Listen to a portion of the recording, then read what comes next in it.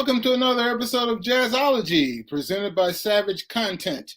I'm your host, Willard Jenkins. We're here alternating Fridays, giving two jazz fans the opportunity to compete against each other for a chance to win $100. Each contestant will be asked a question worth 2 points. If they're unable to answer correctly, their opponent will have the chance to steal the question for 1 point. We will ask 10 questions, and at the end of the 10 questions, the person with the lowest score will get a bonus question for the opportunity to tie the score. If they're successful, the game will go to sudden death. Each contestant will take turns trying to answer the multiple choice questions until we have a winner. Let's meet this week's contestants. Our reigning champion from our prior episodes, from episode 8, is Joe Petrucelli, the executive director of the Jazz Foundation of America. That organization has responsibilities in program development, fundraising, production, and financial management, and all of that is on Joe Petrucelli's plate. Joe, how is it determined that a musician's emergency or ongoing needs might be successfully met by the Jazz Foundation of America? Is this a multiple choice question? No.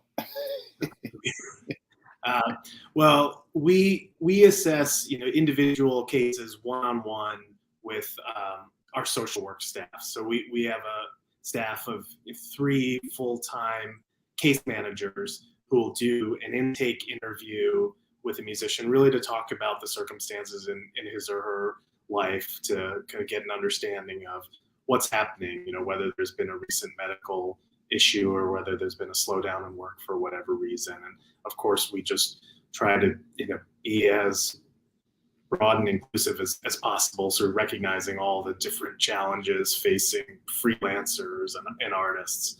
And it's all it's not a question of sort of checking a number of boxes. We do have an application process, but really it's about a conversation and starting from a place of empathy and understanding with all of the sacrifices that musicians make to bring joy and happiness and consolation to all of us. Well, thank you, Joe. Today's contender is a returning contender, and she is Andromeda Turre, who is a vocalist and host of the Growing Up Jazz radio show on Sirius XM. She's also founder of the Growing Up Jazz organization. Andromeda, briefly, tell us about the mission of Growing Up Jazz. It's to use the history of jazz music to facilitate knowledge and communication about early U.S. history, specifically surrounding enslavement, because whereas most jazz history programs start in like the 1920s and 30s, that's where mine ends. I start in Africa, and we talk about how the music became jazz. And I get really great conversations with people out of it. So that's sort of my mission. All right. So you guys ready to play some Jazzology? Let's do it. All right. Joe's up first as the champion. The jazz classic song Moody's Mood for Love is based on NEA jazz master James Moody's melodious tenor saxophone solo on I'm in the Mood for Love. And that example of what we call vocalese was written by whom? Was it A, Betty Carter, B, George Benson, C, King Pleasure, D, Eddie Jefferson? Who was it, Joe? Who was it? Wow. I am kind of going out on a limb with this one, and the vocalist whose music I know best here is Betty Carter, but I am going to say C, King Pleasure. I'm sorry, Joe. I'm sorry. Oh, man, Joe, I'm sorry, man. That's incorrect. That is not correct.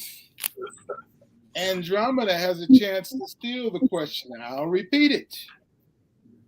The classic jazz song Moody's Mood for Love is based on NEA jazz master tenor saxophonist James Moody's melodious tenor sax solo on I'm in the Mood for Love. That's an example of what we call vocalese, and it was written by whom? Was it A, Betty Carter, B, George Benson, C, King Pleasure has been ruled out, or D, Eddie Jefferson? I'm going to go with D, Eddie Jefferson. Yep, that is correct. It was D, Eddie Jefferson. And in fact, there was a bit of controversy about that tune because King Pleasure jumped out there and sang it first. But it was Eddie Jefferson's lyric when Eddie was working with James Moody. All right. So Okay. Joe, or pardon me, Andromeda, you're up next. All right. And this is the first of two true or false questions. Each of you will get a chance to answer a true or false question. This is the first. Andromeda, true or false? As a young musician coming up around the St. Louis area, Miles Davis was known as Little Davis. Is that true or false? I've never heard him referred to as Little Davis, and that kind of sounds like a rapper name. So I'm going to go with false. I'm sorry, Andromeda. He was Little The Davis? answer is true. He was known as Little Davis around East St. Louis and St. Louis when he grew up.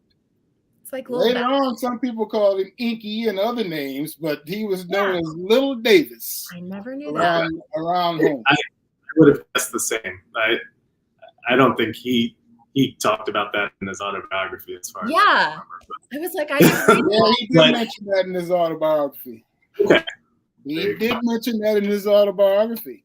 Yes. That part didn't stick. I know some of those things don't. Well, let's see, Joe. What have we got next for you? Next up is Joe's true or false question. So, Joe, true or false? The NEA Jazz Master singer Jimmy Scott, known as Little Jimmy Scott, was a native of Cleveland, Ohio. True or false? I don't know for certain. I think he's from somewhere in Ohio. I'll say true. Yep, with all the yups ever yupped in Yupville. Yes, indeed. That is correct. I am proud to say that Jimmy Scott is a native of Cleveland, Ohio, because that's where I grew up. Yes, indeed.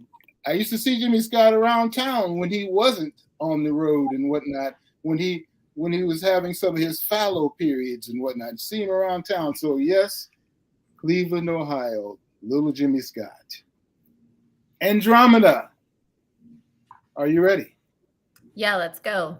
All right. The late pianist, keyboardist, composer Joe Zawinul,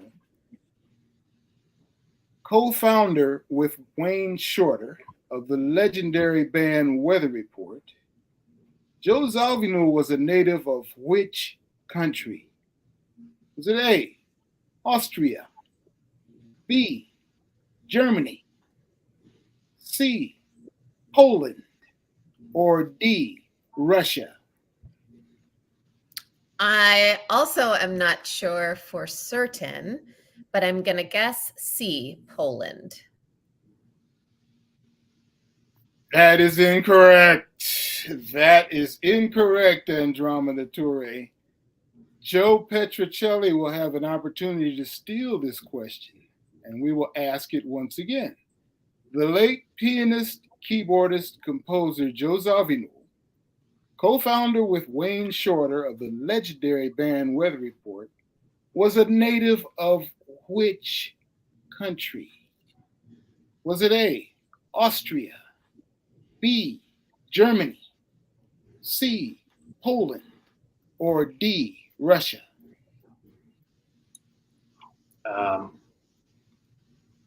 Let's see. I believe, I'm trying to think of the Weather Report lineups. I think Miroslav Vitos was from Czech Republic, and Joe Zawinul is from Austria. Yep.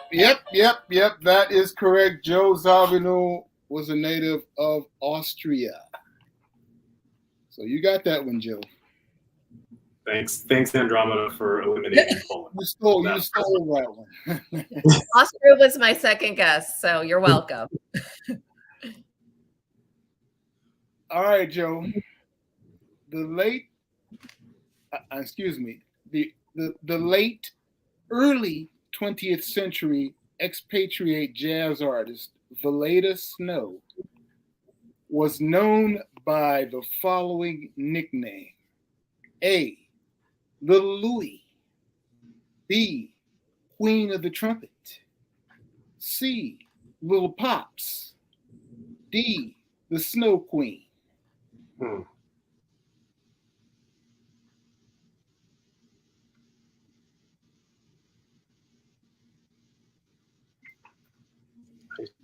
I should know this, and I don't. 10 seconds, Joe. 10 seconds. A, Little Louie. Hey, you over there. Let me tell you something. Yep, that is correct. That is correct. In fact, that was a little trick there. There were two correct answers to that question. Okay. She was known as Little Louie. She was also known as the Queen of the Trumpet, and that would be Valletta Snow. And if you're not familiar with her, catch up. I saw some look of knowing on Andromeda's face when I mentioned that name. I could have answered it without the multiple choice. I knew that it was both. I love her. Jazzology is brought to you by Savage Content, an exciting new purveyor of quality music programming. From podcasts to live performances and interviews, Savage Content offers an eclectic mix of curated entertainment programming for all music lovers. Be sure to follow Savage Content on social media to hear about our latest releases.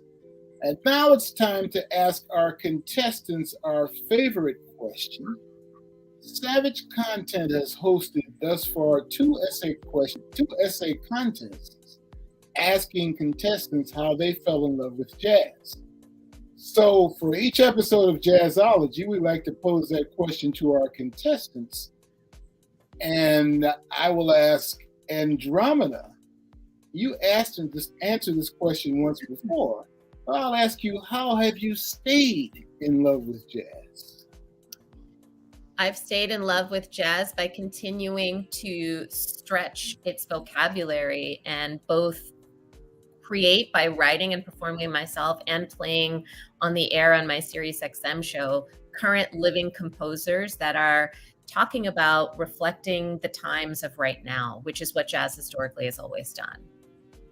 Thank you, Andromeda. And Joe, you've answered that question. You answered the basic question of how I fell in love with jazz a few times now, because you're a returning champion. So I have to ask you, tell us how you stay in love with jazz.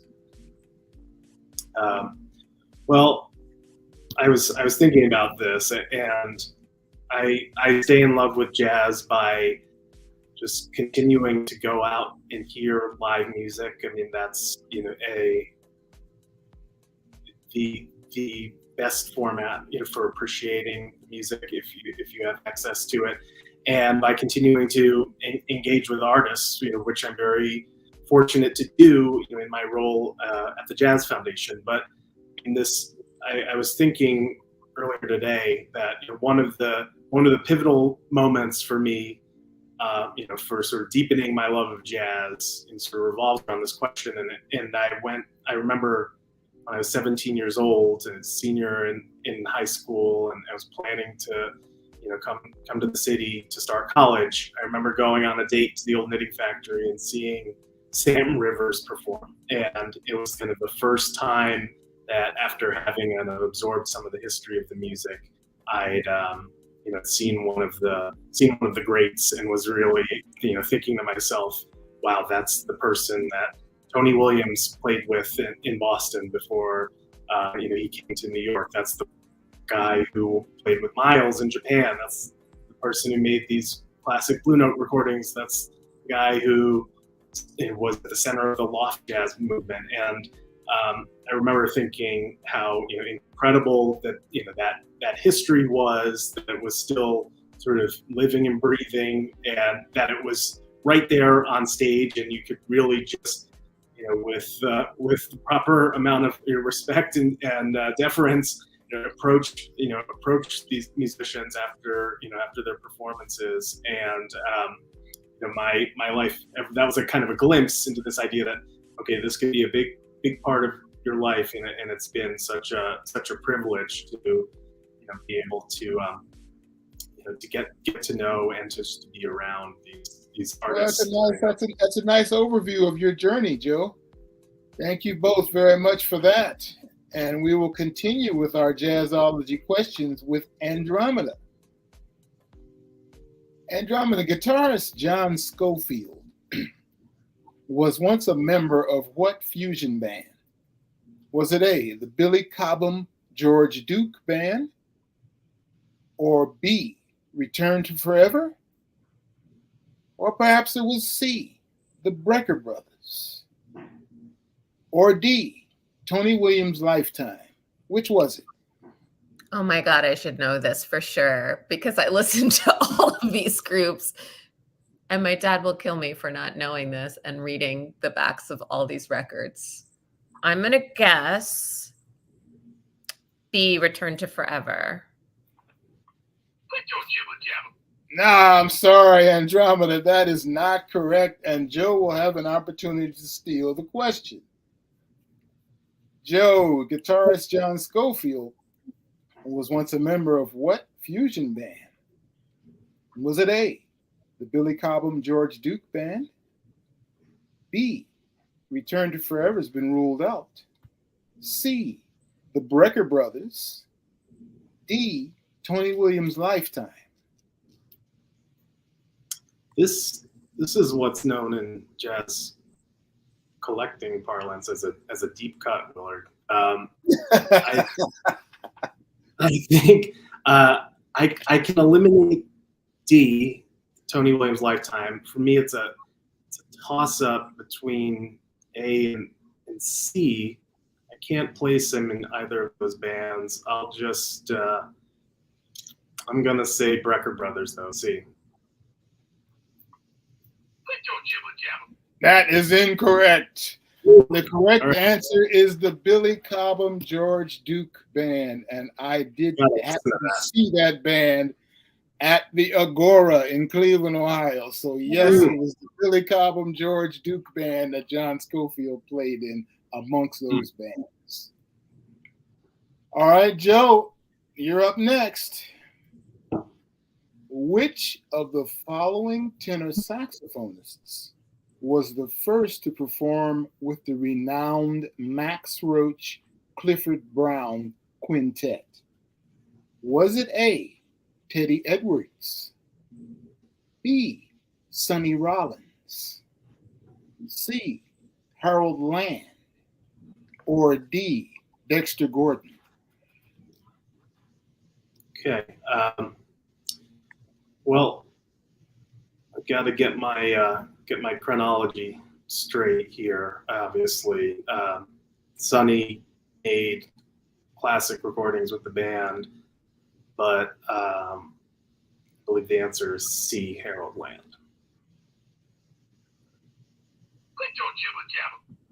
Uh-oh, Andromeda, a chance to steal the question. That's who I thought it was.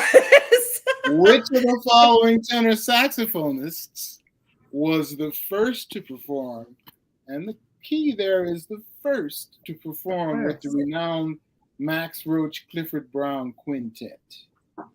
Was it A, Teddy Edwards, B, Sonny Rollins, C, Harold Land has been ruled out, or D, Dexter Gordon?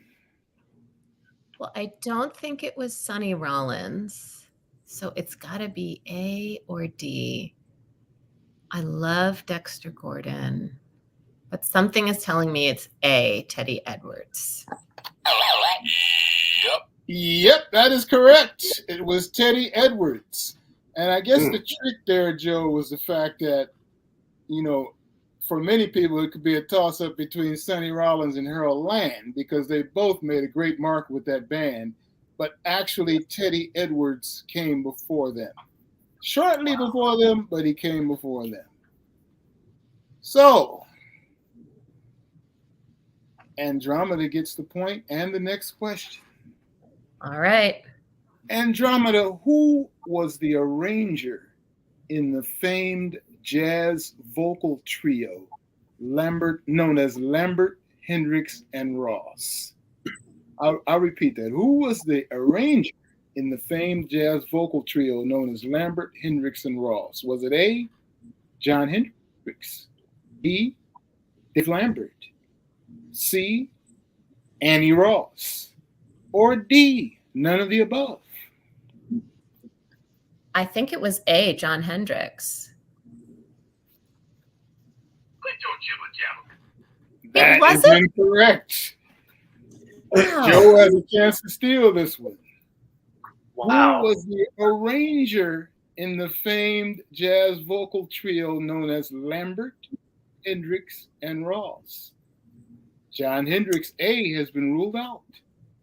Was it B, Dave Lambert, C, Annie Ross, or D, none of the above?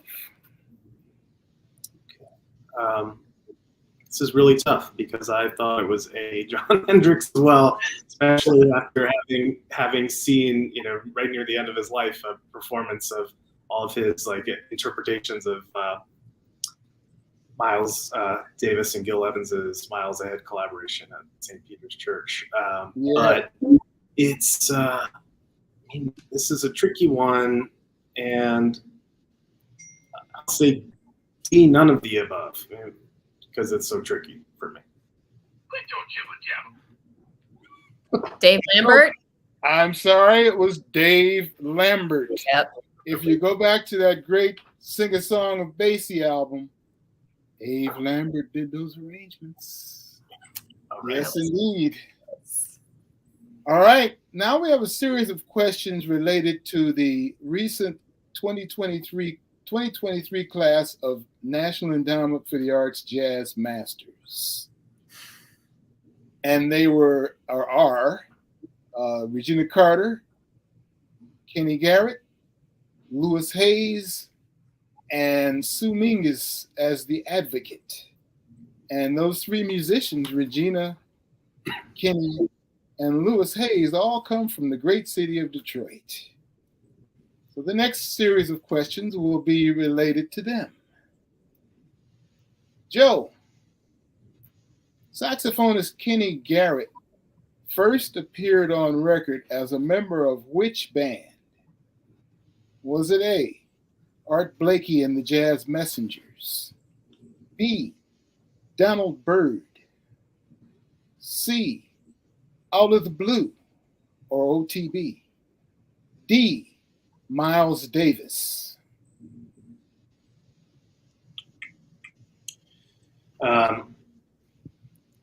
Again, difficult. I know that he performed with Miles, but I think that was a few years into the career. Vaguely familiar with the Out of the Blue band. And so many people came up through the Art Blakey organization. Let's say Out of the Blue.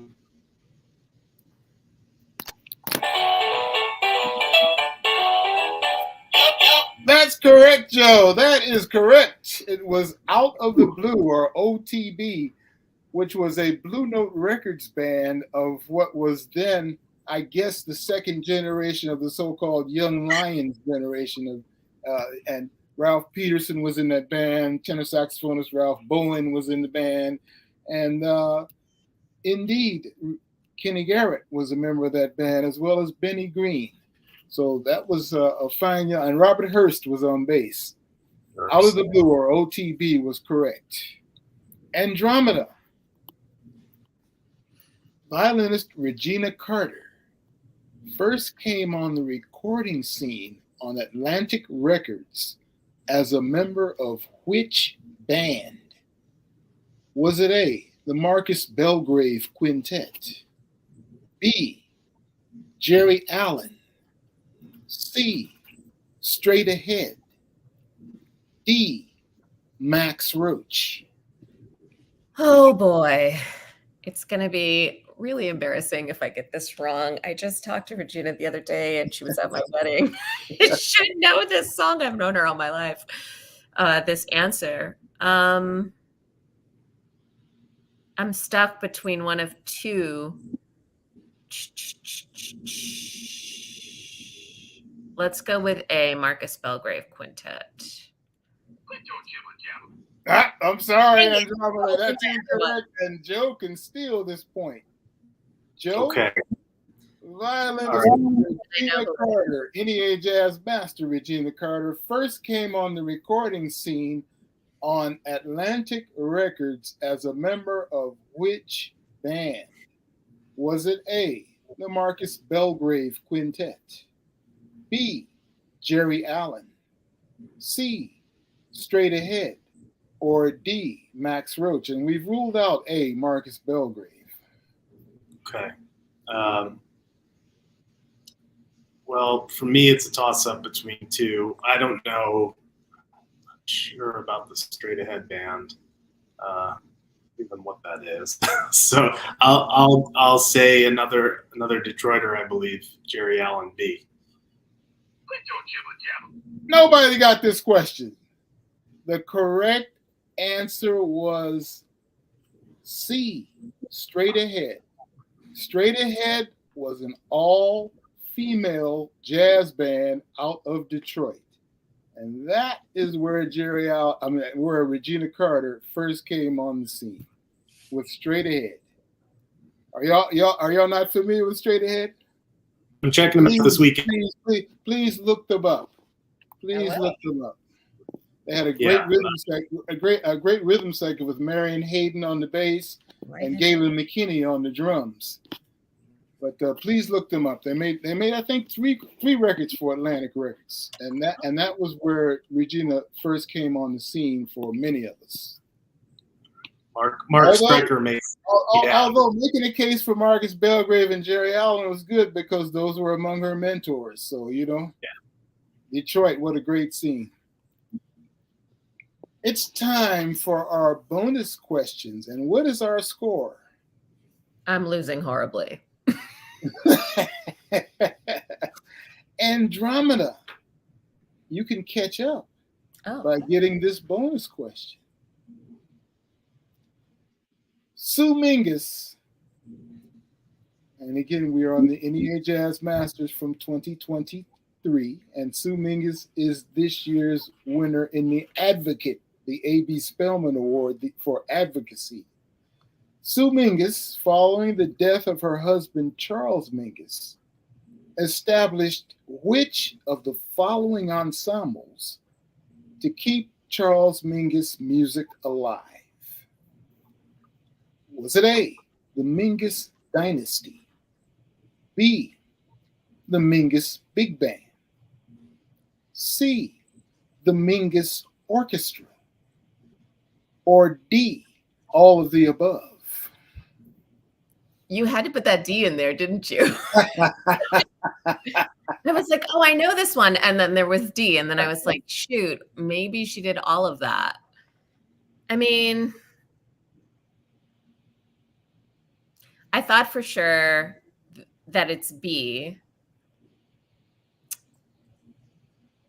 But I guess you don't win an NEA award just for founding one band. So I'm going to go with D, all of the above. Does that make sense? That was a good choice. That was a good choice, Andromeda. It was all of the above. Yes.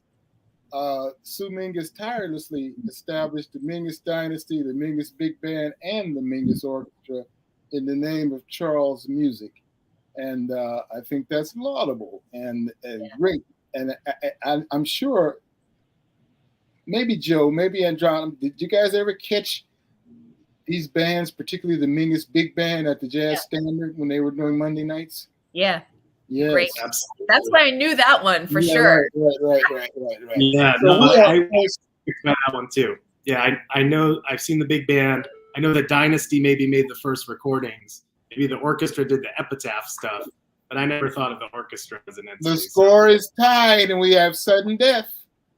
We have sudden death, Joe and Andromeda. Oh my God.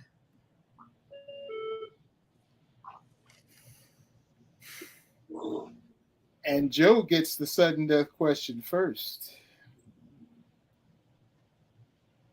Our fourth and final of the 2023 National Endowment for the Arts Jazz Masters is drummer Louis Hayes. Drummer Louis Hayes' first prominent band association as a sideman was with whom? Was it A, the Cannonball Adderley Quintet, B, the Horace Silver Quintet, C, the Oscar Peterson Trio, or D, the Freddie Hubbard Quintet? Okay. Or I see an E, none of the above here too. And it's, Yes, I'm sorry. E, none of the above. My bad. Sorry. We're going to eliminate that one. We're going to eliminate Freddie because Louis kind of came of age, arrived on the scene a little ahead of Freddie. Not a part of that. Peterson Trio, we associate with a Dick Penn. So between A and D, I happen to have been listening to some Horace Silver recently, and I heard some Roy Brooks and Lex Humphreys, but I also recall Louis, very young Louis Hayes, playing on stuff like Six Pieces of Silver. Say B, Horace Silver Quintet. That's a yep. Indeed, it was B, the Horace Silver Quintet. And of course, the trick there was so many people associating with Cannonball Adderley. And it was interesting how you eliminated Freddie Hubbard, because that's correct. That came a little bit later, that affiliation. But he did play with the Oscar Peterson Trio as well. Wow. Yes, Yeah. he did. He did. So Joe, our returning champion, continues as our champion. Andromeda gave Joe a good run for his money. Let's have a big hand for Andromeda Turre. Yes. And congratulations to Joe Petrucelli. And if anyone watching Jazzology would like to become a contestant on Jazzology, sign up at the link in the description, because we'd love to hear from you. Follow us on social media at Savage Content. That's at Savage CNTNT. And send a message letting us know you would like to be a contestant on Jazzology or what you think of Jazzology. You must be 18 years or older. And thanks so much to Andromeda Turre and our returning champion, Joe Petrucelli, and to all of you who joined us today. Remember, you can catch us every other Friday at 2:30 p.m. Eastern Standard Time. And if you missed Jazzology, you can find the archive on our on our Jazzology YouTube channel. I'm Willard Jenkins. See you next time on Jazzology. Thank you. And congratulations to NEA Jazz Masters. Yeah. That's the big. Lewis Hayes still walks among us. What a Yes. Take care.